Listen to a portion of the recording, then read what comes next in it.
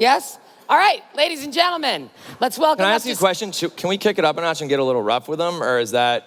Chris Sacca, you can do whatever you want, kiddo. Let it go. Let it go. Be nice, but let it go. All right, Misha, Marta, Claire, let's go. Ladies and gentlemen, welcome them up.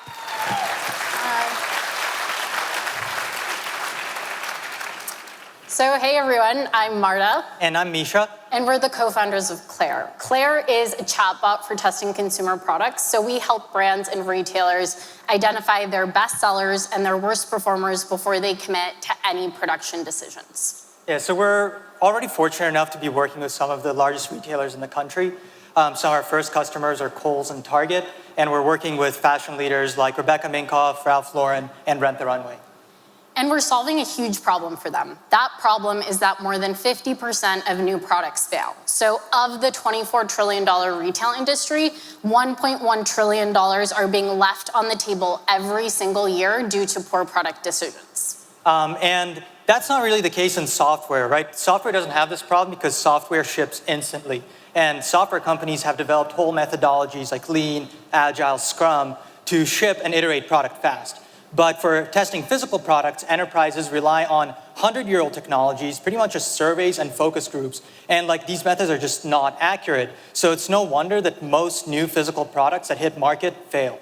And that's exactly why we created Claire. You can think of Claire as a giant focus group over chat that's actually scalable and accurate. So here's how it works. Users come to our chat on Facebook Messenger and provide their feedback on new products. We take that information, pass it through our proprietary data models, and tell our brand partners how their products will perform. Our chatbot is also entirely built on Heroku. So let's take a look at a live example. Let's say that we're working with a brand called Scully, which makes awesome Western shirts. Scully sends Misha an email with a link, which drops him directly into the chat.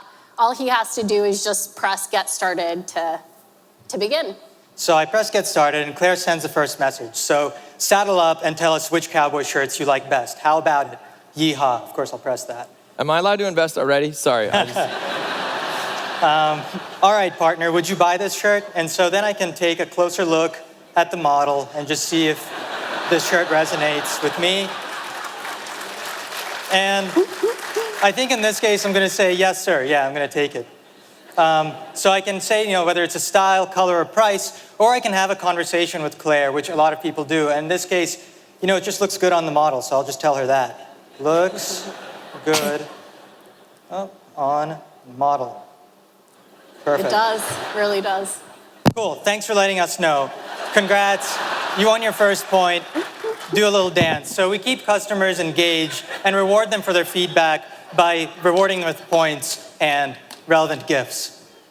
So you can see why our completion rates are literally 10 times higher than surveys. We're also 5 times more accurate than traditional market research at predicting product performance because we pair our chats with data models on the back end. And the market we're going after is quite big when you think about the sheer number of physical products released each year. So there are 400 million products that go into market, and over half of them fail. We charge from $100 to $250 per product, so you're looking at a total addressable market of $20 billion. And we'll win because we are product development and data science experts. Before this, Marta worked at Mondelez, a giant snack company, where she created the department that led new product introductions for brands like Oreo, Trident, Cadbury, across 165 countries. And Misha is the data expert. He was the top physics PhD student at the University of Chicago and consulted for companies like Microsoft on the future of enterprise data. So if you want to join our mission of making physical products as easy to test as software, come say hi to Claire. Thank you. Thanks, guys. Right on.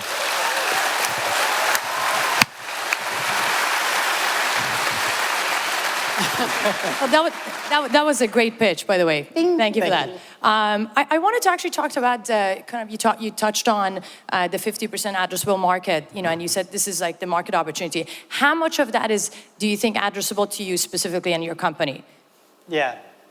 So basically, that was for all physical products. We're currently attacking apparel and home. That's kind of the place where we've done work. And that's about a quarter of that. So that's a $5 billion market. And how many users do you think you need to actually kind of acquire to get to, let's say, profitability? How many users, customers, and also maybe you can talk about the scale in terms of your overall traction. We're already profitable, ramen profitable. So we lived on Marta's parents' futon for 6 months. But basically, so we're hiring now, and we'd be profitable within 6 months to a year. Basically, we're looking to hit 100K MRR within a year, and that would bring us to, will we be profitable? And to answer your question directly, the beautiful thing is we don't actually have to acquire our consumers. So we go with the B2B enterprise model. So we actually use the user bases of a brand or retailer. So they send their customers to our platform. So we don't actually have to acquire the end users. Yeah, good point. Hey, Will, would you sell stuff through this? No, that's what I was gonna ask. What do you do about like trolls and bombers that could like totally rip apart a product just because they're hating? Yeah, so the way our data models work is that we find which users are quality and predictive, essentially, because some people are just going to be saying, like, Tinder swiping on this thing and just saying yes to everything. And you can write data models that filter out for them. And that's kind of where my background in data science comes in. Wait. Yeah. They teach hater proofing in physics classes now? Well, they teach you how to, like, find really distant signals in faraway galaxies. Which is kind of similar to finding What like does that have to quality do with users. Tinder again? Sorry, anyway. So basically you just have to find the users that are actually quality and listen to them. And that's what our competitive advantage is, that we know how to do that. How much of the back end is algo driven versus logic driven? It's a neural nets, machine learning. So it's totally algorithm. 100%, so 100%. Yeah. As opposed to, so you can just grow as your data set grows and your user base grows. Exactly. You don't have to sit there and program if this, then that. There's no logic. Exactly, and it learns which users. And how do you deal with responses from consumers, not just for the haters, but that don't make sense? So do you just parse and use NLP and just decide on your own if it's a valid response and discard everything else, or what do you do? So NLP is, I think, a little too early right now to really solve a lot of problems. So we mostly use a button interface, and we kind of use a button interface, and we use so you just give preset choices. So, but that's what I'm saying. So how do you, so for each product then you have a process where you define all the options as you think they should be. So you don't learn the options as they come based off the responses, you predefine them. That's the future, but currently we send them down paths depending on what they do. Okay. Yeah. We have a company called Reply Yes that you reply yes to buy something, but it actually knows if you say hell's yes or F yeah. It's kind of, computers are smart like that. So you said you're profitable, then why do you need the 150,000? I didn't hear you, excuse me. I said, you mentioned that you're profitable, so why do you need this money? And what are the user proceeds? How are you gonna spend the money? Yeah, so we're profitable in the sense that it's just the two of us, and we make enough money to live. But our biggest problem right now is actually account managing. These are big customers, and you need to spend time with them. So I do product, Marta does sales, but we actually do account managing. So we need to hire an account manager, which we actually already have. How have you gotten the sales that you've gotten to this point? Through for previous employers or previous connections? So it's been a mix of cold emails, warm introductions. And how do you price it? So we price on a per product basis from $100 to $250 per product tested. Oh, man. Ooh. Right? Woo! Nice job! Bravo. Good job, you guys. Good job. Bravo. Very, very good. All right. Let's keep the momentum going.